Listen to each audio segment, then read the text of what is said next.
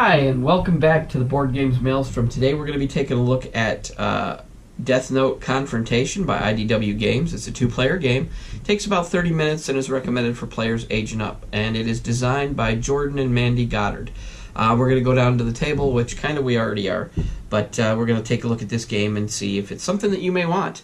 Let's go down and take a look at Shonen Jump Deathnote Confrontation. Here we are down at the table with Deathnote Confrontation. Basically, it's a two-player game, and it's a hidden identity type game. The setup for the game, you're going to choose a map, and they recommend choosing map number 1 to start with. And there are several Chapter 1 maps, and then it goes into Chapter 2 maps.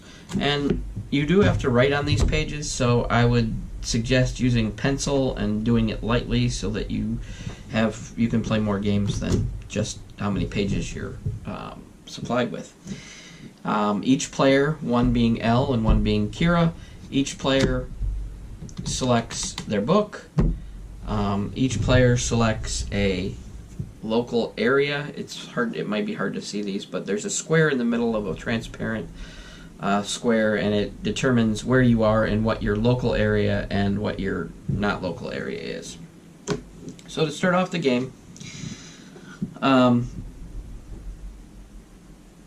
you each take your, Kira takes the black AB token, and L takes the white AB token, and they each take their search grids, and Kira draws one of the, we don't need the Chapter 2 ones, Kira draws one of the Chapter 1 suspects, so these would be shuffled and they'd be placed face down, and then she would draw one.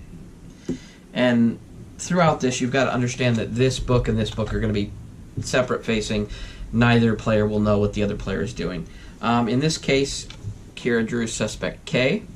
She places that face down, and not seen by the other player, she puts her local area marker around K, which includes these gunnings, these knifings, and suspects G, L, K, M, O, and P in her local area. Alright, the 3 crime dice are taken by L, and the Chapter 1 lead cards, which are what these are, which are pretty nice. I like the artwork in this series. I've only watched like one. It's interesting. But these are shuffled and they're placed face down on the table. And we're going to go. I have the book out so I don't like misquote any rules and do it wrong. There's 3 phases during the game. There is the daytime phase, there is the nightly news, and then there is the eliminating suspects phase. In the daytime phase, L reveals a lead card. And in this case, it's A, stabbing, and B, shooting. And then L and Kira decide which ones they're going to do. So what they do is they both pick, they put it face down, and then it is revealed. If they both chose the same, then L wins the chase, which is the first, daytime phase, the chase. Kira senses L's presence and decides not to make a kill. No points are earned. L draws the top suspect card from the deck, which would be this one, and that's suspect J. And then he would mark suspect J off on his map, which she wouldn't know what's going on either, so this would be hidden. Suspect J would be marked off, so now he knows that Kira is not J, because her card is not in there. And that lets him know who's been eliminated, who's still remaining. If, for instance, it was A and B, Kira would make the kill.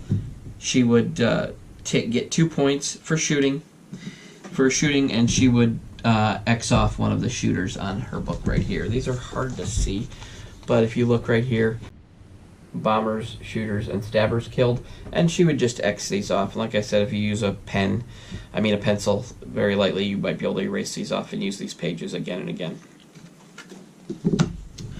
Alright, so they're separate. Kira would mark herself for 2 points. How the game ends is A, Kira gets 15 points for killing criminals, and she wins the game, or B, all the suspects are eliminated, and Detective L, can say for certainty which one Kira is. Now, you can't just guess willy-nilly, because if you guess and you're wrong, you lose the game. So basically, you must make a guess when you've eliminated everybody else and you know who she is. I mean, if she's getting close to winning and you want to take a wild guess to try and steal the game, you can do that.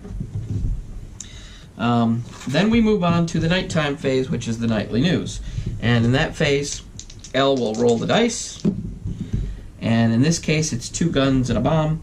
And so he will call out the numbers of 2 guns and 1 bomb. Let's say in this case he goes with 27, 3, and 13 bomb.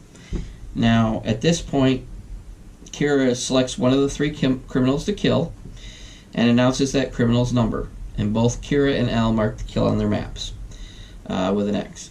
Kira then adds the points he scored from the kill based on the type of criminal.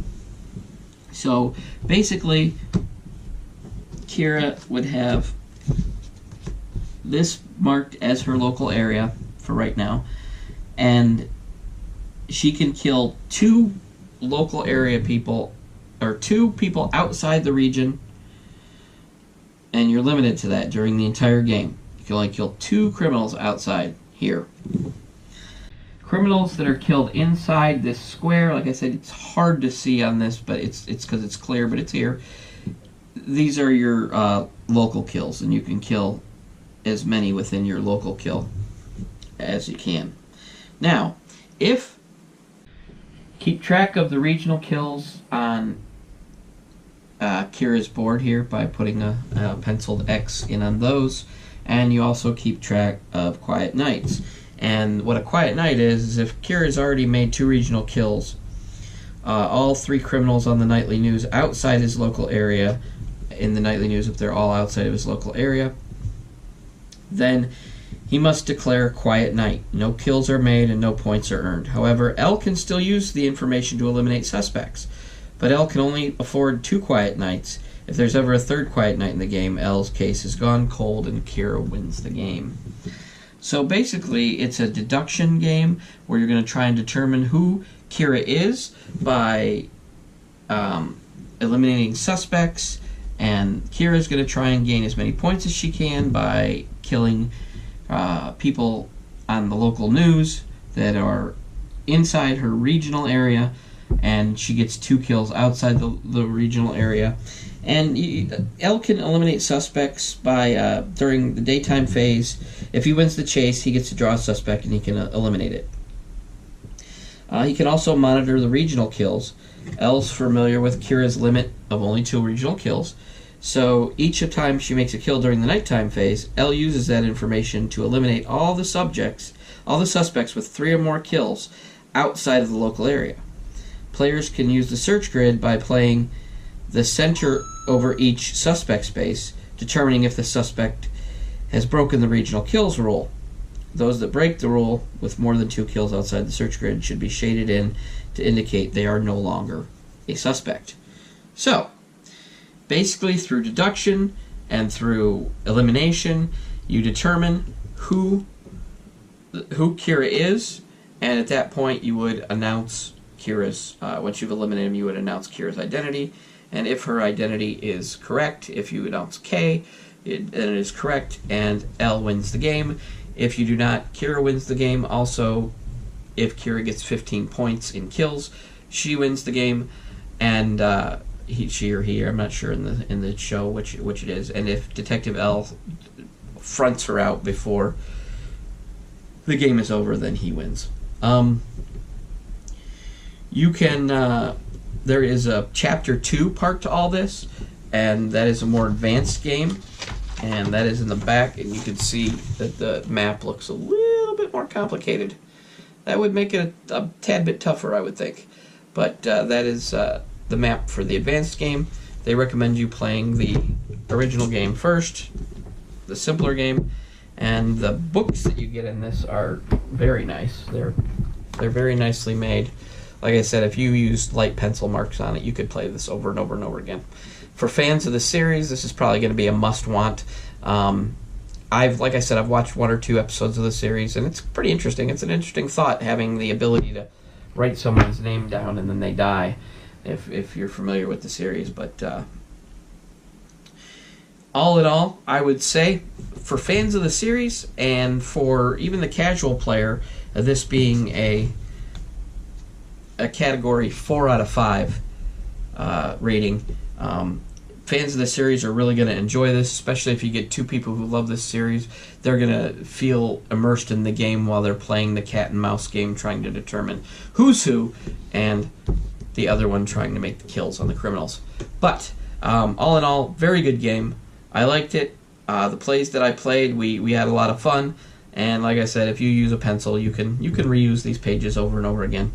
Other than that, the replayability is dependent on you using, something that you can get rid of as far as the marking materials, because otherwise you're limited to whatever they give you in, chapters, pages for each adventure or each game. But I think it's good for people who like the series, people who don't, who are not familiar with the series or don't like the series. The people who don't like the series, they may not enjoy this game, but people who are not familiar might be a great chance to jump in and learn a little bit about it and play the game as well. And I hope you guys determine whether or not you like this, and you get out there and take it. If you like it, go out and buy it. It's out. I believe it's out now. I'm not positive, but I believe it's out now. This is by IDW Games. It's Deathnote Confrontation. And until next time, thanks for stopping by the Board Games Maelstrom.